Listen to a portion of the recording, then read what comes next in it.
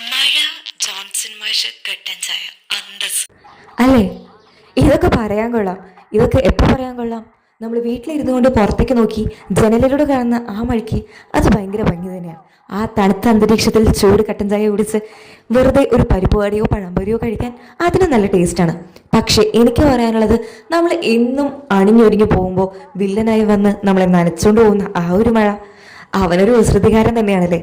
നമ്മൾ എങ്ങോട്ടെങ്കിലും പോവുകയാണെങ്കിൽ അവനറിയാം നമ്മൾ എപ്പോൾ പോവും ഇല്ല എന്ന്. അങ്ങനെ നമ്മൾ കൃത്യമായി ഇറങ്ങുന്നതും ചടപടേ എന്ന് പറഞ്ഞുകൊണ്ട് അവൻ്റെ ഒരു വരവുണ്ട്. മറക്കാൻ പറ്റില്ല അല്ലേ? അങ്ങനെ വീട്ടിൽ നിന്ന് ഇറങ്ങി എങ്ങനെയൊക്കെയോ നമ്മൾ ബസ്സിൽ കയറിയാലോ, അപ്പുറത്തെ ചേച്ചിയുടെ കുടയുടെ വെള്ളത്തിൻ്റെയും നമ്മുടെ കുടയുടെ വെള്ളത്തിൻ്റെയും റൂഫിലൂടെ പാസ് ചെയ്യുന്ന വെള്ളത്തിൻ്റെയും അതുപോലെ വിൻഡോ ചാനലിലൂടെ പാസ് ചെയ്യുന്ന വെള്ളത്തിൻ്റെയും അക്രമം നമ്മളുടെ മേത്തിലേക്ക്. അങ്ങനെ നനയാത്ത ഭാഗം കൂടി അപ്പം നനഞ്ഞു കിട്ടും.